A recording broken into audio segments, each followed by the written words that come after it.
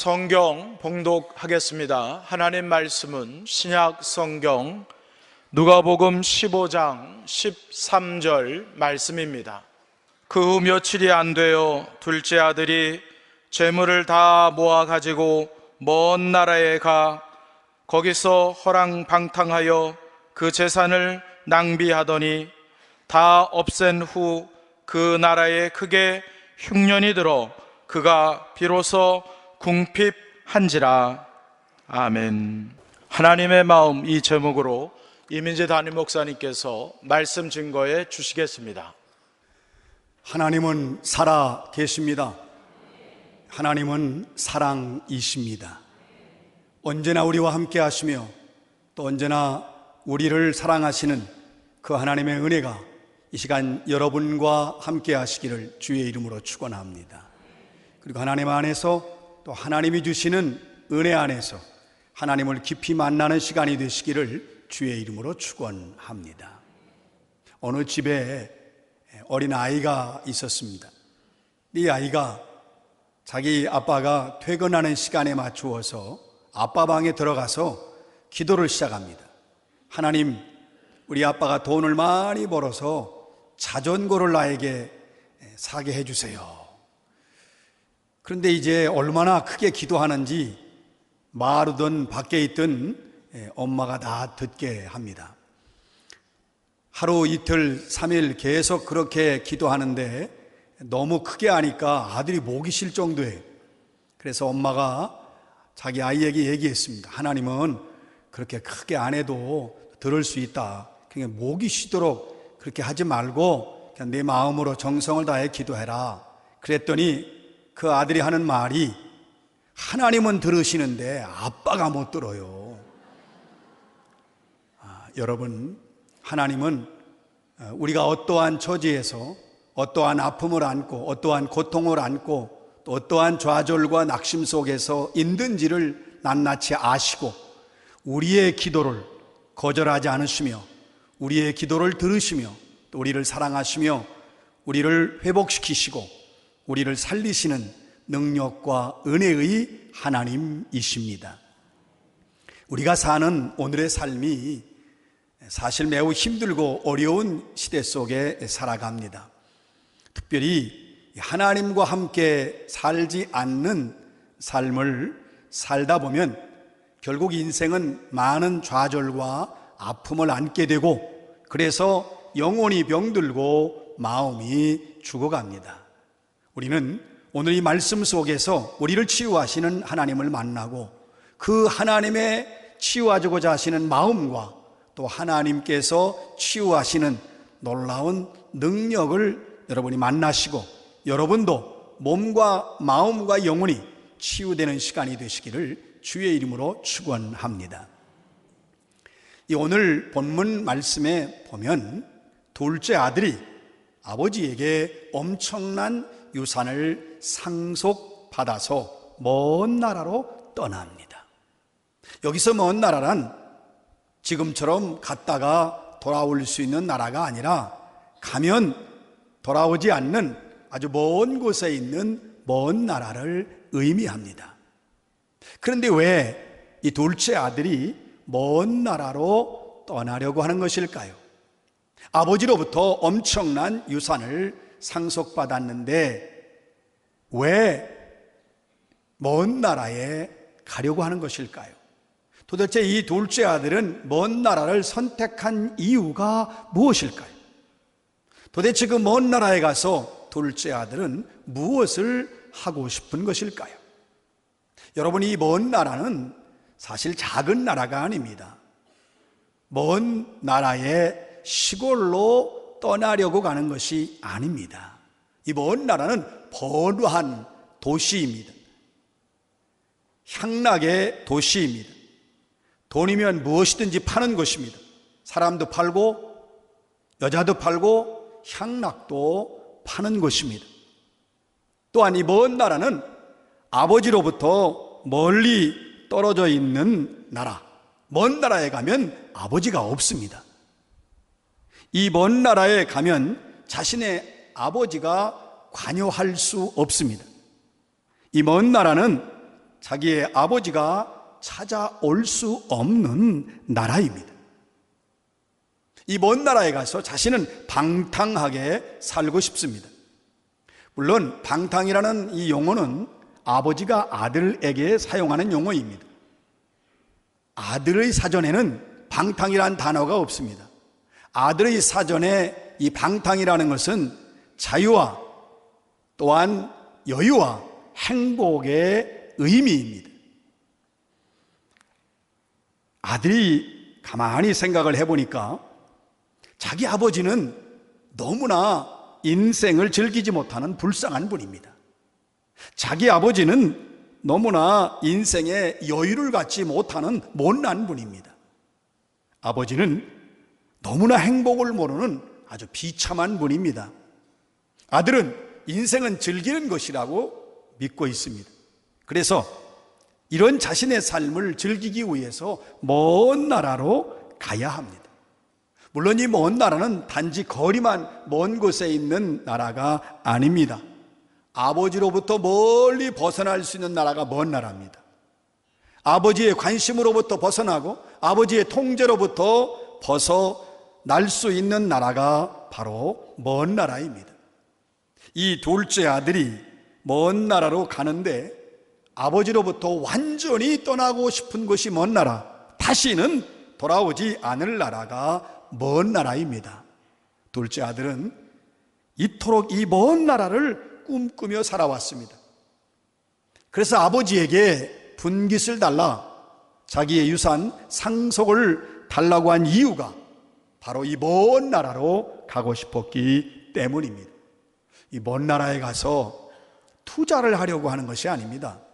먼 나라에 가서 재산을 증식시키려고 하는 것이 아닙니다. 이 아들에게 있어서 먼 나라는 쾌락과 자유와 유흥의 개념입니다. 이런 생각으로 가득 찬 둘째 아들은 아버지의 엄청난 유산을 상속받고 곧바로 집을 떠나려고 합니다. 아들은 하루라도 속히 집에 있지 않고 자신이 그토록 동경하던 그 먼 나라로 떠나가려고 마음은 요동을 치고 있습니다. 오늘 말씀에 보면 그 후 며칠이 안 돼요 라는 말씀이 있습니다. 여러분, 둘째 아들은 아버지에게 엄청난 유산을 상속받고 며칠 만에 그의 집을 떠나요. 아주 신속하게 그의 아버지의 집을 떠납니다. 그 다음 말씀에 보면 그의 재물을 다 모아가지고 아버지로부터 받은 재물이 상당합니다. 동산도 있고 부동산도 있습니다. 그런데 그의 재물을 다 모았다는 말은 그 모든 재물을 동산, 현금으로 바꿨다는 말입니다. 먼 나라로 떠날 때에 우물도 가지고 갈 수 없고 가축도 가지고 갈 수 없고 또한 밭도 가지고 갈 수 없습니다. 그래서 며칠 안에 떠나기 위해서 아버지가 일생 동안 일궈온 밭과 가축과 우물을 모조리 제값도 받지 못하고 다 은과 금으로 받고 떠납니다. 이 아들의 모습을 보면 아무것도 사리를 분별하지 못하고 행동하는 것과 다를 바가 없습니다. 이렇게 떠나려 하는 것을 아버지가 모르지 않았어요. 아들에게 유산을 주면 분명히 이 아들은 그 아버지의 유산을 가지고 금방 금으로 바꿔서 떠날 것을 모르지 않았습니다. 하나님 아버지는 이 모든 것을 정확히 알고 있었습니다. 자, 그렇다면 말려야 하고, 그렇다면 후원계를 해서 금해야 되고, 그렇다면 처음부터 주지 말아야 합니다. 이렇게 신속하게 떠나려고 하는 그 아들이 정신적으로 성숙하고 이성적으로 바르게 되도록 성장할 때까지 아버지가 강하게 붙잡아 두어야 합니다. 또 아들이 아버지의 유산을 상속받고 그 돈을 충분히 관리하고 잘 사용할 수 있을 때까지 아버지의 곁에서 많은 것을 배우도록 아버지가 강하게 붙잡아 두어야 합니다. 또한 유산을 주려면 이 아들을 너무나 잘 알고 있으니까요, 이 아들에게 줄 때에 조건을 붙여야 됩니다. 유산을 쓸 때에는 아버지의 도움을 받아야 된다. 유산을 쓸 때에는 아버지와 의논해야 된다. 이런 조항을 붙여서 유산을 주어야 유산 때문에 아들이 잘못되는 것을 막을 수 있습니다. 요즘으로 생각하면 다리를 분질러서라도 이 아들을 가지 못하도록 막아야 합니다. 그런데 이 아들에게는 시간이 필요합니다. 성장하고 성숙해야 하는 시간이 필요합니다. 만약 둘째 아들이 천천히 떠날 수 있다면 분명히 먼 나라에 가서 성공을 할 가능성도 있습니다. 또는 아예 먼 나라에 가지 않을 수도 있습니다. 그런데 하나님 아버지의 생각은 우리 인간이 도무지 측량할 수 없습니다. 하나님의 생각은 인간의 생각과 너무나 다릅니다. 둘째 아들이 신속하게 먼 나라로 떠나면 안 되는 것이 우리 인간의 평범한 생각이지만 하나님 아버지는 둘째 아들이 먼 나라로 가는 것을 붙잡지 않습니다. 여러분, 아버지에게서 멀리 떠나라고 하면 우리 인간은 붙잡고 못 가게 하지만 하나님 아버지는 먼 나라로 가는 것을 전혀 붙잡지 않습니다. 둘째 아들이 가고자 할 때 가게 해요. 둘째 아들이 떠나고자 할 때 떠나게 합니다. 먼 나라로 가는 것을 개의치 않습니다. 아들이 이 아버지의 속박으로부터 벗어나서 마음껏 방탕하게 살고자 하는 의도를 모르는 것도 아닌데 붙잡지 않습니다. 하나님 아버지는 아들의 모든 의도와 속을 다 보고 있습니다. 모든 것을 알고 있지만 붙잡지 않습니다. 모든 것을 꿰뚫어 보고 있지만 그 아들을 가지 못하게 만류하거나 설득하려고 하지 않습니다.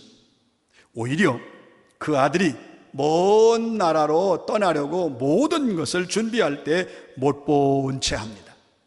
둘째 아들이 하려고 하는 모든 계획과 의도를 알고 있지만 모르는 채 해주고 있습니다. 보고 있으면서도 못 본 채 합니다. 알고 있으면서도 모른 채 합니다.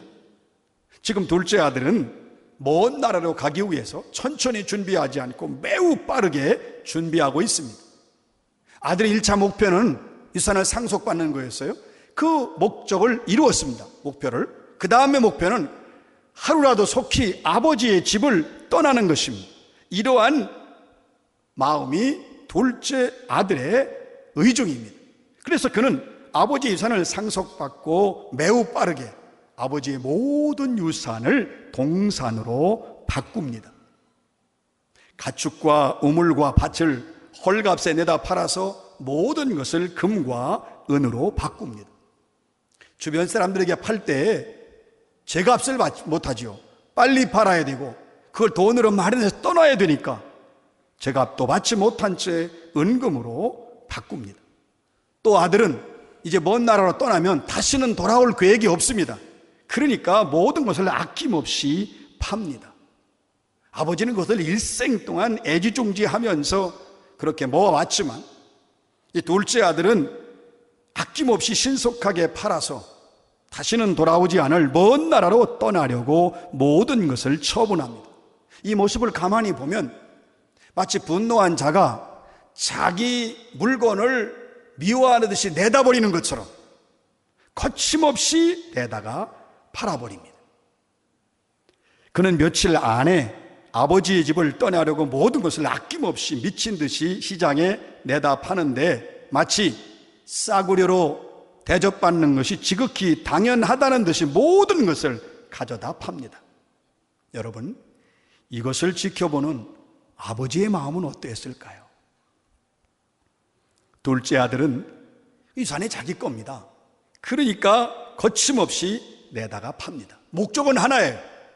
속히 며칠 안에 아버지의 집을 떠나는 것이 바로 오직 하나의 목적입니다.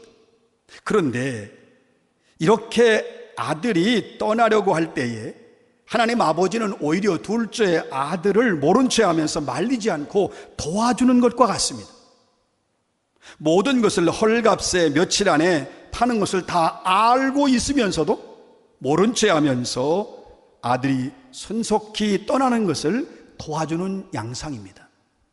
이것이 아버지의 역할일까요? 이것이 아버지가 사랑하는 아들에게 해줄 수 있는 일일까요? 그런데 하나님 아버지는 자신의 아들이 며칠 안에 자신이 아끼는 모든 유산을 헐값에 처분하고 아주 빠르게 떠나서 모든 재산을 허랑방탕하게 날려보내는 것을 알면서도 가만히 있습니다. 어떻게 붙잡지도 않고, 어떻게 설득해보지도 않고, 어떻게 말려보지도 않고, 그냥 모든 것을 알면서도 바라만 보고 있습니다. 하나님 아버지는 지금 둘째 아들이 먼 나라로 떠나서 그토록 소중하게 여기던 재물을 다 날려보내야만 그 아들이 살아날 수 있다는 것을 압니다. 하나님 아버지에게 지금 여기 둘째 아들이 있어요. 이 둘째 아들은 같이 살고 있습니다. 자기 곁에 있어요. 그러나 하나님 아버지가 볼 때 그 둘째 아들의 영혼은 병이 들어있고 그의 마음은 죽었습니다. 그래서 둘째 아들을 데리고 있을 수가 없었습니다. 그러나 둘째 아들은 나는 살아있습니다. 나는 유능합니다. 나는 꿈이 많습니다. 이런 농촌이 아니라 내가 이제 좋은 나라에 가서, 멋진 나라에 가서 크게 성공하고, 그리고 내가 아버지보다 더 잘 살 것입니다. 그렇게 장담하지만 아버지가 볼 때 아들은 죽어 있습니다. 그래서 아버지는 그의 둘째 아들이 자신의 죽은 영혼을 보게 하고 싶어서 먼 나라로 떠나는 것을 말리지 않습니다. 아버지의 커다란 유산이 아들로 하여금 그의 영혼을 죽게 만들었기 때문에 그 모든 재산을 다 허랑방탕하게 허비하고 없애버려도 그의 아버지는 그 모든 쓸모없는 재산을 팔아서라도 자기의 아들을 살리고 싶었습니다. 하나님 아버지가 그 둘째 아들을 살리고 싶어서 둘째 아들보다 더 빨리 먼 나라로 떠나게 하고 싶었습니다. 여러분, 그 먼 나라는 하나님 아버지를 모릅니다. 도대체 그가 누구의 아들인지도 모릅니다. 그 먼 나라는 아들을 사랑하는 것이 아니라 아들이 가지고 있는 돈을 사랑합니다. 그가 갖고 있는 모든 재산을 빼앗기까지 잔인하게 유혹을 하고, 그가 가지고 있는 모든 아름다운 것을 빼앗기까지 달콤한 살인적인 미소로 그의 속을 태웁니다. 이 아들이 먼 나라로 가고 싶은 건 그 달콤함 때문에, 그 먼 나라의 달콤함 때문에 가려고 하지만 하나님 아버지는 먼 나라의 잔인함을 알고 있기 때문에 그 먼 나라에서 모은 돈을 다 빼앗기겠지만 결국 그 나라에서 그 모든 것을 잃어버리고 치유할 것을 알고 있기에 둘째 아들이 빨리 떠나기를 간절히 원합니다. 이 둘째 아들이 빨리 떠나서 모든 재물을 다 잃어버리면 둘째 아들을 고칠 수 있습니다. 여러분, 어떤 아버지가 자기 아들이 중환병에 걸렸고 그걸 빨리 고칠 수 있다면 내일과 모레로 미루는 아버지가 어디 있겠습니까?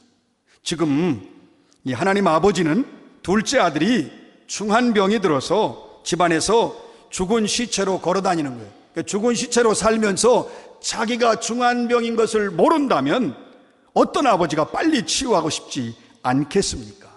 그래서 하나님은 이 아들이 준비가 안 되었지만 그에게 커다란 유산을 물려주어서 먼 나라로 빨리 갈 수 있도록 모든 것을 다 줍니다. 아버지가 용돈처럼 적은 양의 돈을 주었다면 그걸 가지고 먼 나라로 떠났다고 해도 그는 치유할 수가 없습니다. 이 아들을 치유하는 데는 유산이라고 하는 엄청난 돈이 필요합니다. 둘째 아들을 치유하는데 자신의 꿈인 먼 나라로 가는 것은 매우 필요한 치료약입니다. 놀라운 것은 이 먼 나라가 죽음의 나라이지만 또한 치유의 나라입니다. 거기서 모든 재산을 잃어버려야 그 아들은 드디어 살 수 있습니다. 아버지가 단지 재산을 아까워했다면 우리 인간의 아버지처럼 재산도 아깝고 아들도 아까워 이런 생각이 있었다면 인간의 아버지는 말리고 못 떠나게 합니다. 그러나 하나님 아버지는 먼 나라에서 모든 것을 이룰 수 있어도 결국 아들을 잃지 않고 치유한다는 사실에 기쁨의 미소를 짓고 있습니다.